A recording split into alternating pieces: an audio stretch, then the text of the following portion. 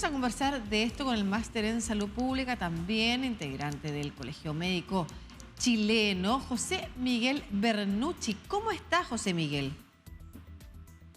Hola Lucía, muy buenos días. Muy buenos días. Estaba recordando la semana pasada una nota que llegaba desde precisamente Europa a propósito de lo que pasaba en China y que decía que la población se ha ido alertando de los riesgos por la muerte de figuras públicas. Muchas figuras públicas, cantantes, actrices, actores, escritores, personas distintas, famosas, han ido muriendo, lo que ha ido alertando sobre si es real o no las cifras y la forma en la que está comunicando el gobierno chino. Pero ¿por qué nos tiene que preocupar lo que está pasando en China, José Miguel? Más allá de, por supuesto, la situación humanitaria. Bueno, mira, China es un caso especial. China, a diferencia de lo que sucedió en el resto del mundo, sobre todo en Occidente, estamos hablando de Europa y en las Américas, principalmente China, a pesar de que el virus y esta pandemia nació en el gigante asiático, la verdad es que producto del manejo de COVID-0 y de la estricta protección que se hizo durante estos 2 años para impedir la circulación viral, la verdad es que la población china no se vio expuesta a ninguno, prácticamente a ninguno de los brotes anteriores. Estoy hablando de población a nivel general. Estamos hablando de que no se vio expuesta al brote de la variante original ni de las progresivas variantes, las cuales eran mucho menos contagiosas, pero mucho más letales de las que conocemos hoy en día. En ese sentido, la gran población china, sobre todo a los interiores del país, no se vio expuesta, no adquirió inmunidad natural, es decir, no generaron anticuerpos para poder defenderse de las variantes anteriores y que hoy día sabemos dan en parte protección para las nuevas variantes. Y en ese sentido el país tampoco realizó una gran campaña de vacunación. Hoy en día China no tiene más allá del 30% de sus adultos mayores, que son la gran población de riesgo, vacunada. A su vez también lo hace con una vacuna que es de virus atenuado o de partes virales como es Sinovac, y en ese sentido no es la mejor vacuna que entrega la mayor protección. Por lo tanto, se le da este escenario ideal para generar la catástrofe en que tenemos. Claro. Lo otro es que efectivamente lo que señalaba el director de la OMS, las cifras de China siempre nos han generado un tremendo mar de dudas, principalmente por la injerencia que tiene el gobierno sobre los medios de estas comunicación. cifras.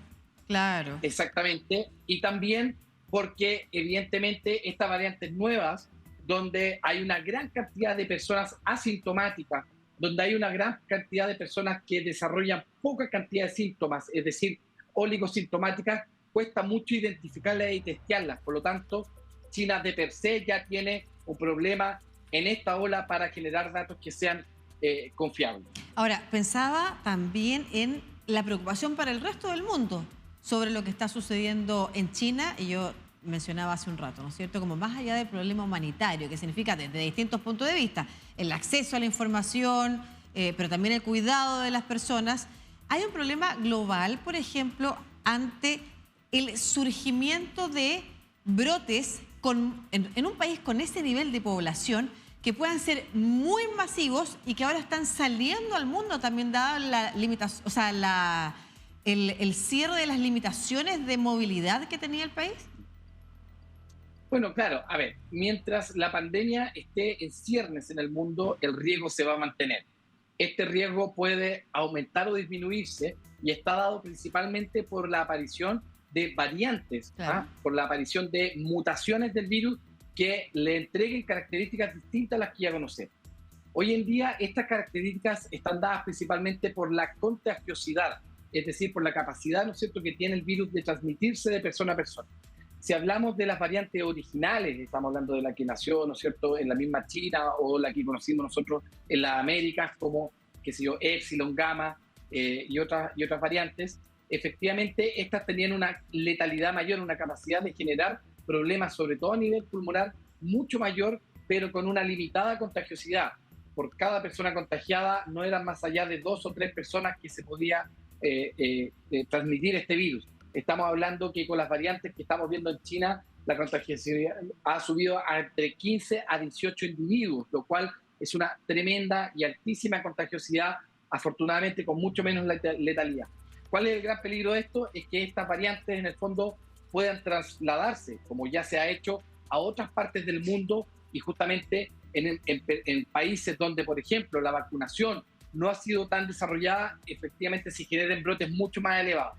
Y el riesgo que vamos a tener permanente es que mientras se mantenga esta alta contagiosidad en una gran cantidad de personas, como por ejemplo lo es China, pueda aparecer otra variante que adquiera otra capacidad donde, por ejemplo, aumente su letalidad o genere un escape inmunológico muy importante para las vacunas actualmente conocidas, por lo cual nos haga volver atrás a nivel mundial en la etapa de la pandemia. Ese riesgo se va a mantener y evidentemente ese riesgo en China va a ser mucho mayor en otros países, por ejemplo, que tienen programas de vacunación mucho más avanzados. Eso es bien relevante de tenerlo a mano, ¿ah? Hay que ser conscientes de eso. En el mundo de la epidemiología dicen no se puede predecir nada respecto de los virus. Uno no puede decir que desde ahora en adelante el virus cada vez va a ser menos letal porque encontró al hospedero, que es el humano, y ya sabe cómo vivir en él. No, uno nunca sabe cómo va a mutar y cómo va a ir mutando además al encontrarse con otros factores. Y hemos visto cómo efectivamente en lugares donde se acumula mucha contagiosidad, donde hay mucho contagio, como lo que pasó en Brasil, ¿no es cierto? Una de las primeras variantes que impactó fuerte en Latinoamérica fue porque en Brasil no se tomaban las medidas y efectivamente se produjo un fuerte brote en una zona sur de Brasil que terminó generando una variable que fue de alto impacto en toda Latinoamérica. No podemos entonces saber cómo va a mutar en el futuro. ¿De qué manera tenemos que estar prevenidos? Pero sobre todo los estados, los gobiernos, ¿de qué manera tienen que estar entonces manteniendo ciertas alertas y previniendo que cualquier nueva mutación o variable nos obligue a retroceder? Porque eso es algo que ya no nos imaginamos. Nosotros creemos, la población común y corriente, los neófitos en esto, los profanos, como se dice en el mundo de la ciencia, ¿no es cierto? Quienes no sabemos de epidemiología, creemos que partió grave y que cada vez va a ser más leve. Pero en algún momento puede retroceder. Entonces, ¿de qué manera los gobiernos tienen que mantener prevenida a la población? Bueno, lo primero que todo, hay algo que la Organización Mundial de la Salud incita a los gobiernos, que es mantener la vigilancia genómica.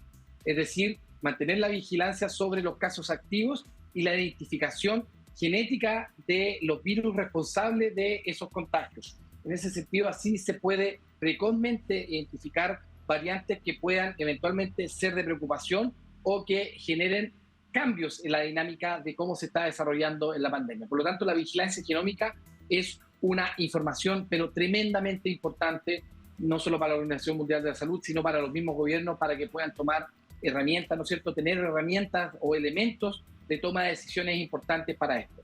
Lo segundo tiene que ver con los datos epidemiológicos, con que sí, tenemos que, los gobiernos tienen que mantener un nivel de testeo, ¿no es cierto?, de identificación de casos que sea interpretable de forma importante para saber cuál es la circulación viral.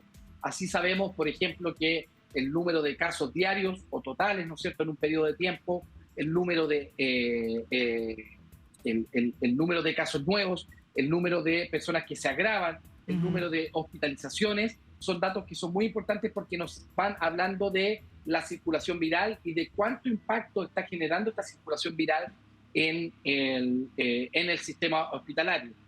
Por ejemplo, en Chile nosotros hoy día sabemos que tenemos variantes que están presentes en China y que están circulando en nuestro país, que están generando una cantidad muy importante de casos, pero si eso nosotros lo asimilamos a el uso hospitalario, a la cantidad de gente que está consultando la urgencia, que se está hospitalizando, es un número tremendamente bajo referente al número de casos. Y eso nos da una señal de cómo el programa de vacunación exitoso está impactando positivamente en la protección a la población. Perfecto. Lo otro es, hay otras formas de cómo uno puede saber la circulación viral que son muy novedosas, como por ejemplo en la circulación en aguas residuales, y yo creo que es algo que los países pueden seguir avanzando. Perfecto, muchas gracias, doctor. Entonces, para mantenernos al día también sobre qué le tenemos que pedir a nuestras autoridades en toda Latinoamérica, además, donde los sistemas de salud también a veces no tienen la capacidad de resistir un brote que se agrave en la población. José Miguel Bernucci, máster en salud pública, conversando sobre la presentación que hizo ayer a la prensa la OMS respecto de la alerta que hay que tener sobre los datos que nos están llegando de China, o los malos datos que nos están llegando de China. Muchas gracias, que esté muy bien. Un gran saludo.